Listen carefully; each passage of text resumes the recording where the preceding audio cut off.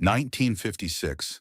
A bedroom vanity in a quiet Connecticut suburb, just before the morning light fully breaks.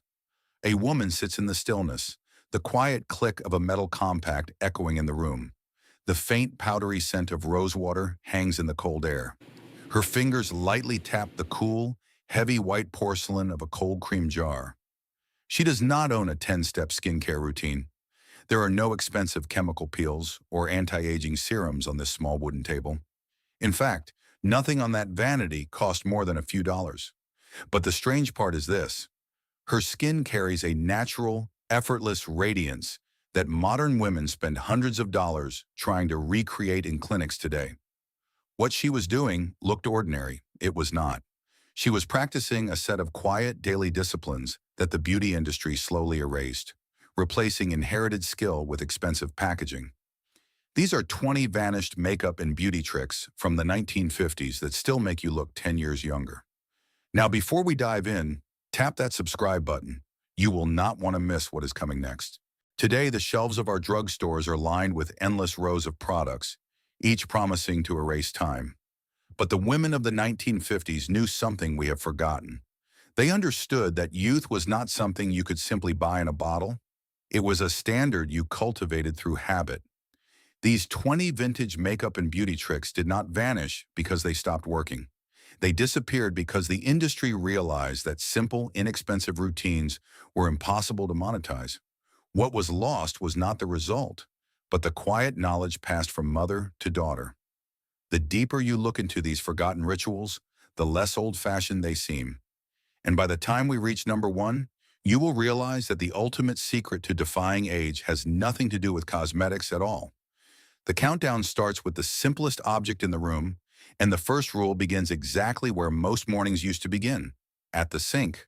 Number 20, the ice water splash. Before the coffee was even brewing, the morning routine started with a shock to the system. Women would fill the heavy porcelain basin with the coldest water from the tap, sometimes dropping in a few ice cubes from the kitchen, and splash their faces repeatedly.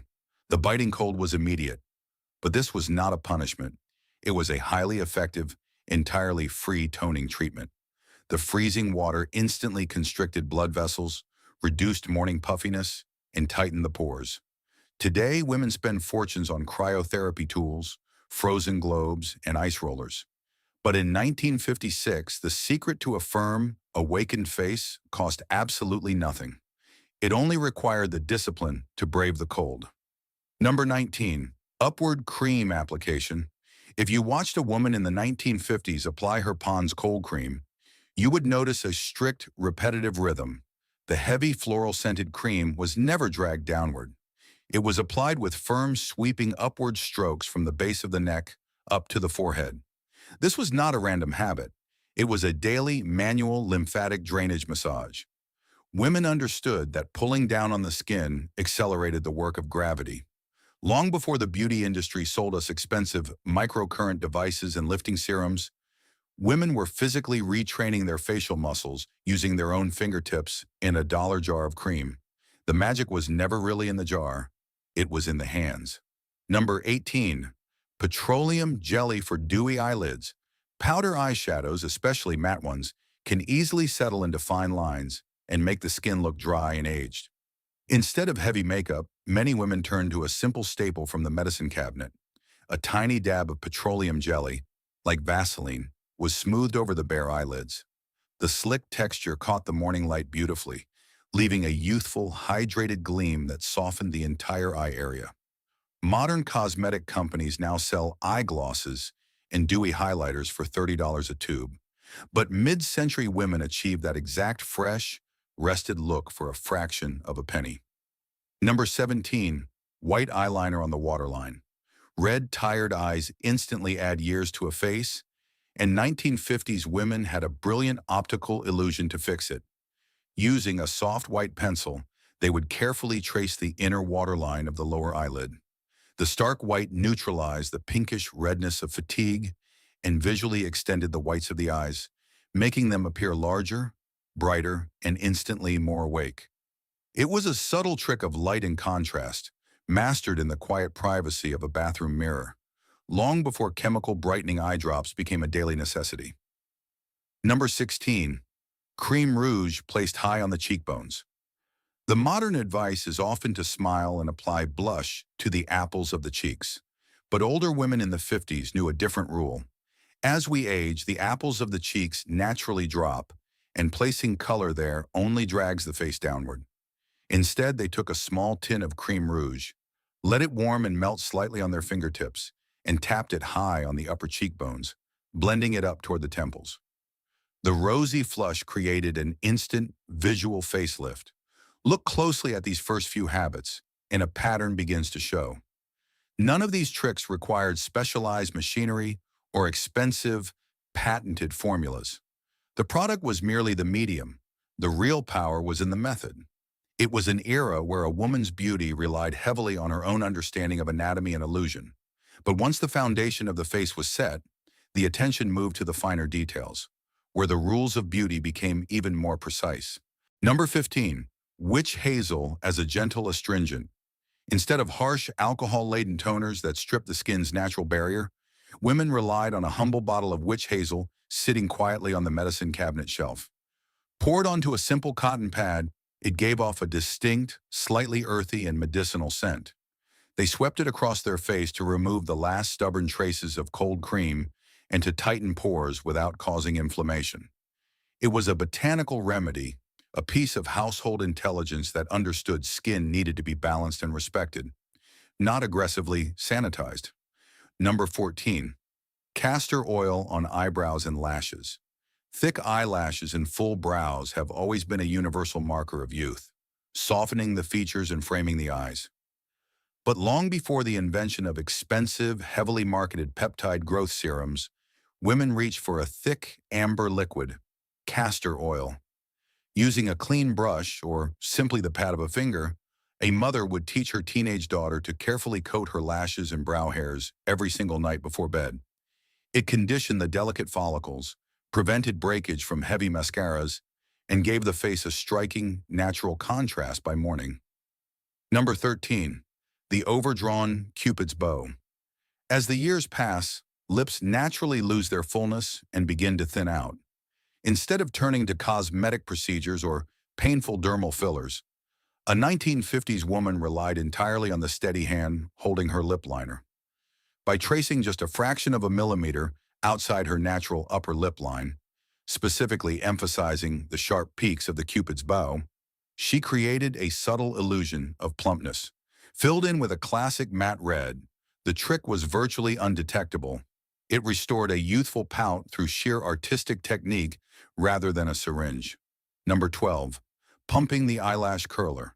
The metal eyelash curler might look like an intimidating mechanical contraption, but in the hands of a skilled woman, it functioned as an instant, non-surgical eye lift. The trick was not just clamping down once and hoping for the best. It was a rhythmic, deliberate technique, pressing firmly at the base of the lashes, pumping lightly in the middle, and curling softly at the very tips. This gentle, multi-step crimping opened the eye completely, counteracting the natural drooping of the eyelid. It took only 10 seconds, but it transformed a heavy, tired face into an alert, bright-eyed gaze. Number 11. Rosewater spray throughout the day. Heavy face powders can easily settle into fine lines, instantly aging a face by highlighting every single crease. To prevent this dry, cakey look, women kept a small glass atomizer filled with pure rose water on their vanity table. A light misting over freshly finished makeup would melt the powder seamlessly into the skin. It created a soft, dewy finish that looked like natural vitality rather than a painted mask.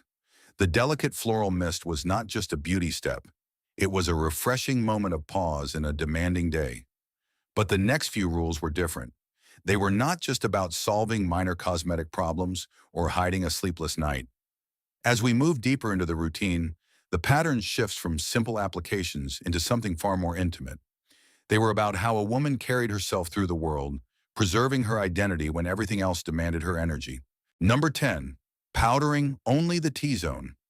The 1950s vanity did not have heavy setting sprays or complicated baking powders. Women used a simple cotton puff and a tin of loose powder, but their greatest secret was restraint. They only pressed the powder down the center of the face, across the forehead, down the nose, and onto the chin. They deliberately left the cheeks entirely bare. Why? Because the natural oils of the skin reflecting light on the cheekbones subconsciously signaled youth, hydration, and vitality. They understood that covering the entire face in a heavy matte powder created a lifeless, aging mask. It was a daily exercise in knowing exactly when to stop. Number 9. A touch of red in the inner eye corner. This was a tiny, almost imperceptible trick borrowed straight from old Hollywood dressing rooms. Women would take a sharpened red lip pencil and place a single microscopic dot right at the tear duct of each eye.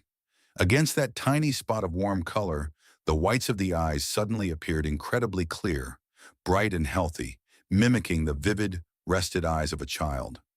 It was a masterclass in visual illusion, a detail so small no one would ever consciously notice it, yet powerful enough to brighten the entire face. The closer we get to number 1, the less this is about cosmetics and the more it is about identity. These were not just quick fixes to hide flaws. They were quiet standards, repeated day after day in the morning light until they became character. Number 8. The silk pillowcase. A smooth silk or satin pillowcase was rarely seen as a frivolous luxury. It was a practical preventative tool kept in the linen closet. Sleeping on harsh, unyielding cotton for 8 hours a night drags on the delicate skin of the cheeks and eyes, etching deep sleep creases that eventually become permanent wrinkles. A silk pillowcase allowed the skin to glide effortlessly as she moved in the dark. It was a silent beauty routine that required no effort once the lights went out. It spoke to a mindset of careful foresight, protecting what she had rather than frantically trying to repair it later with expensive treatments. Number 7. Matching lip and cheek color. Today's cosmetic trends often mix chaotic contrasts, but mid-century women relied on harmony. They deliberately matched the exact undertone of their lipstick to their cream rouge. If she wore a cool toned cherry red on the lips, she wore a matching cool pink on the cheeks. If her lips were coral, her cheeks reflected a warm peach. This strict symmetry created a cohesive, elegant flush that looked entirely natural, pulling the features together gracefully. It was not just about wearing color, it was about presenting an orderly, dignified version of herself to the world, refusing to look chaotic or undone. Number 6. Brown instead of black eyeliner. As the years pass, our features naturally begin to hollow, and harsh lines can tragically emphasize aging. The stark black eyeliner that looked bold and sharp at 20 can suddenly look severe and unforgiving at 40. Older women knew exactly when to gracefully trade their stark black pencils for softer, smudged shades of warm brown or charcoal. The softer brown still framed the eyes beautifully, but it melted gently into the skin without weighing the face down. It was a quiet acknowledgement of her changing face, adapting with grace rather than fighting time with aggressive, hard lines. What looks small from the outside often carries the heaviest memory. As we approach the final 5 rules, we leave behind the simple tricks of light and color. The remaining habits step into the territory of true self-reliance, leading us to the ultimate secret that no drugstore could ever sell. Number 5. Brushing hair 100 strokes. The image of a woman sitting at her vanity before bed, counting out 100 strokes with a heavy, wooden boar bristle brush, is a classic mid-century trope. But it was not just a myth, it was a deeply effective beauty treatment. The repetitive brushing did more than just detangle. It distributed the scalp's natural oils down the hair shaft, creating a glossy, healthy sheen that modern shine serums try desperately to imitate. More importantly, the vigorous stimulation of the scalp increased blood circulation, which brought a warm, natural, youthful flush to her entire face just before sleep. It was a meditative ritual, a quiet moment of reclaiming herself at the end of a long day. Number 4. The triangle of light, concealing. Dark circles and deep tear troughs are the quickest indicators of fatigue and age.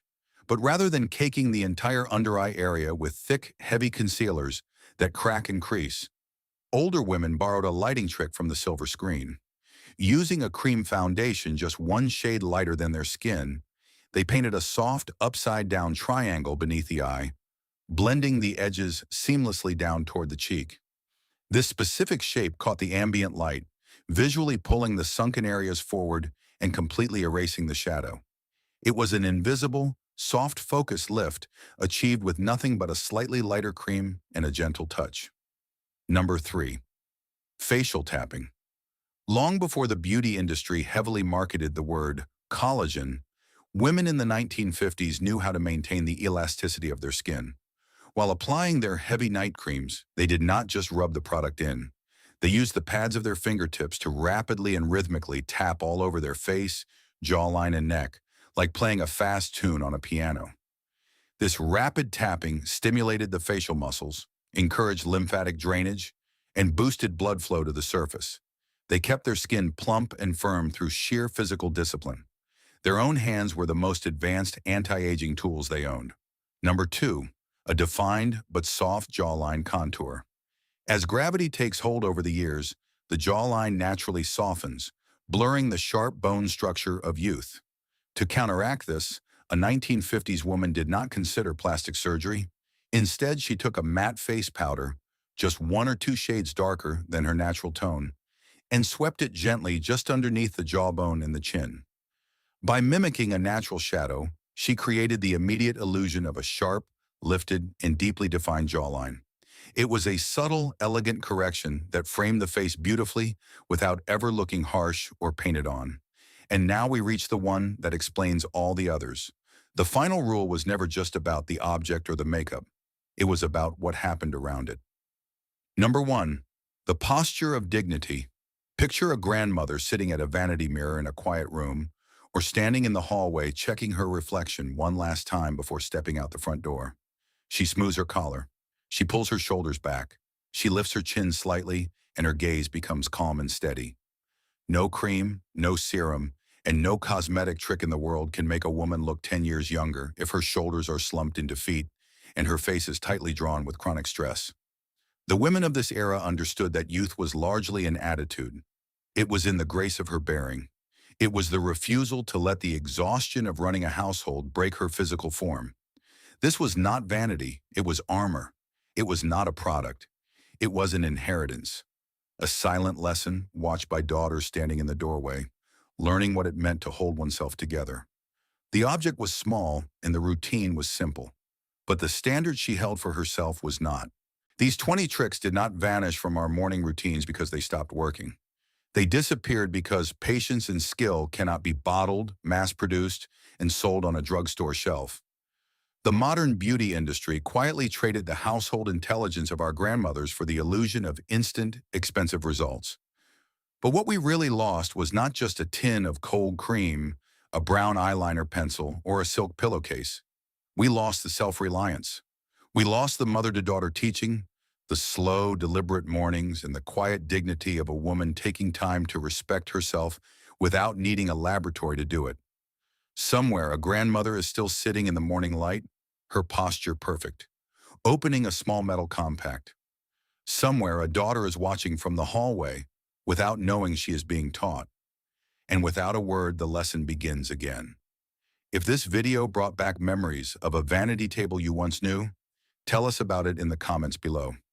Don't forget to like, subscribe, and click the next video on your screen to uncover more forgotten secrets from old America.